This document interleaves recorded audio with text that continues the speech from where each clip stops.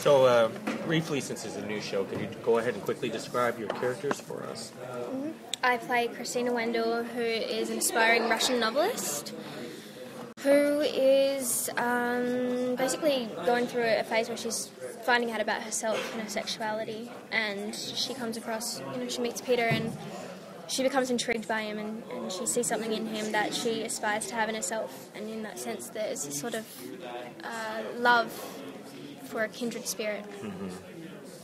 Mm-hmm. Yeah, I think the feeling is very much mutual for Peter, in that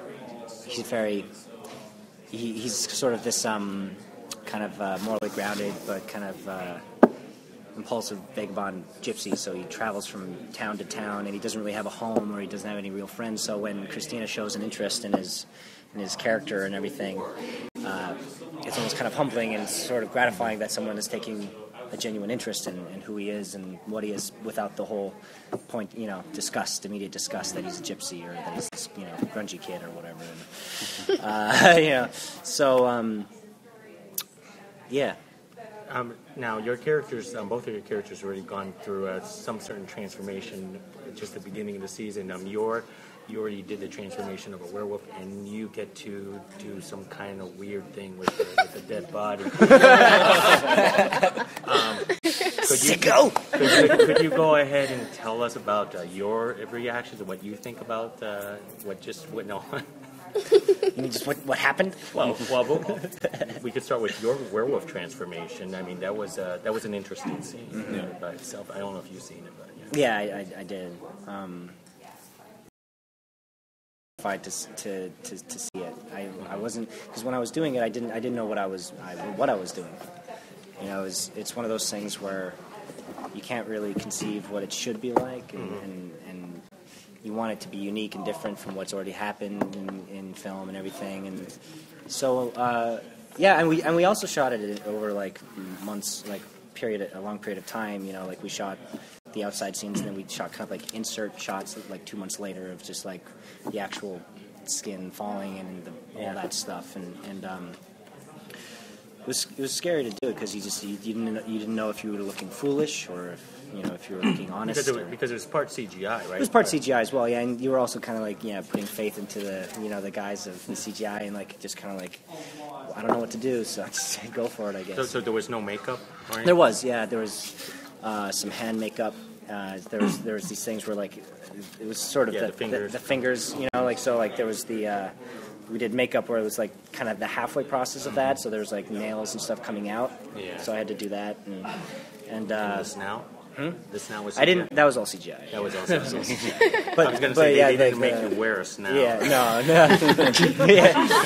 But it felt that it did feel that stupid though.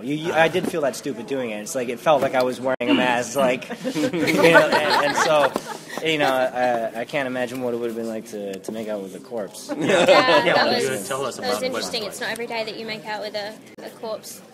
It was scary for me.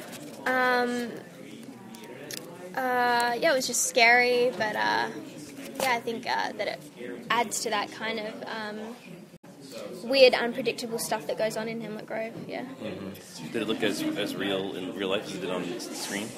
I haven't seen it on screen. Oh, okay. Because I think that's in the third episode, is it? Yeah. So I haven't seen the third episode. I've only seen 1 and 2, so I don't know. Oh, okay. But it felt real at the time? It felt real, yeah. So was it funny when you actually heard the idea that you were going to make out with a corpse? And I knew it was going to happen because it was in the book. Yeah. So I was actually like, although I was scared, I was also excited because it's it's going outside your comfort zone. Freak. I was excited about seeing a dead corpse. Yeah. You talked about wanting to do something unique compared to what has been done before. What has impressed you most about the way that Hemlock Grove has sort of taken traditional creature mythology and reinvented it? I don't know. I mean, like, I think the show sort of speaks for itself in that way, in that it's like I was talking earlier before about how he associates sort of like the human characteristics with the creature as well. I mean, like I think he made a unique werewolf in that, like, he incorporated it into the gypsy culture and how it's sort of a spiritual way of life rather than a curse, you know. So this wolf is it's a part of his life, and it's just a thing he does once a month, and it's normal to him. It's just normal. And with the Shelley character being a unique Frankenstein sort of character, and Dr. Price being a unique kind of Dr. Frankenstein. It's just like he's taken these old mythologies and sort of reinvented them in a new sort of circumstance, I guess. And I think that's really kind of cool. I also think like the werewolf thing is more a symbol for who we all are as human beings, that we all have a monster within, whether we like it or not. And so I think it's more than cool transformation into a werewolf. It's real people living in this town that just happens to have supernatural things going on. And so what is the monster within for your character? I mean, it's kind of a secret that we all have. All of us have this monster within. It's a bit of a secret. Mine is sort of expressed throughout, if you like, when you watch the series. I think just part of that is just not feeling comfortable with expressing who she is, and as a result compromising her integrity, which takes her on this emotional journey. I think it's that compromising of integrity that's her monster within. Landon, was it more fun for you to play a character who's more adult, not like a character who's worrying about his girlfriend from the future, or Holly J? Yes, it was very. It's funny. There's in the book, Brian uses a really amazing description of Peter. And I'm trying to remember how exactly it goes, but it's like of him having not so much maturity, but a nature's consciousness, where he's at times. I forget how it goes. Whereas he at times exactly of his age, and others a soul out of time wearing a boy's mask. So the thing that's funny about Peter is that like he is this sort of old spirit. He's this really old spirit, but he still has the desires of a child, and like just to have a friendship, he's lonely and he's becoming a man, and so all those things are still there. But it was fun to be able to have that kind of spiritual wisdom that kind of the wolf gave him as well. So like it was really fun, and I was really grateful to have the opportunity to be able to play something a little bit more mature. I wanted to ask the timeliness of the class divisions being a theme of the show. The characters are both sort of from the wrong side of the tracks. How do you guys see that? The general, the way things are right now. Economically, it's sort of still a recession right now. So, I mean, is that tapping into something for people, do you think, to have that up on screen? I think the wealthy characters are the ones that I think people are responding to as those are the bad guys. Yeah. We're the 99%. Right. Yeah, I think the show isn't like an extremely political show. I wouldn't say no. I think House of Cards covers that for Netflix. But I think with what's interesting about Hemlock Grove is that like Hemlock Grove as the town, it used to be an old steel industry town, but it died out and the economy went down. The economy went out, so they replaced it with biotechnology. And I think the whole biotechnology, it's a recurring theme throughout the show. It's actually very important throughout the show, especially with the Shelley character, in that you don't really know about what the experiments are that are going on inside. It's like this kind of secret, and there's this returning theme of the Ouroboros, and I think it's kind of commenting, like Brian is kind of commenting on where the future is headed in terms of like creating, like with all these printers that are printing themselves, and like these, like creating organs to replace yours, and like all these things that are going on that are like kind of scary shit for the future, and like what that means for humans, and everything. So I think it touches more on like the science of it, the science of life, rather than being a political thing. But I may have missed that. I don't know. I was more concentrated on being young. Yeah. Yeah. Thank you. So what's the book you write?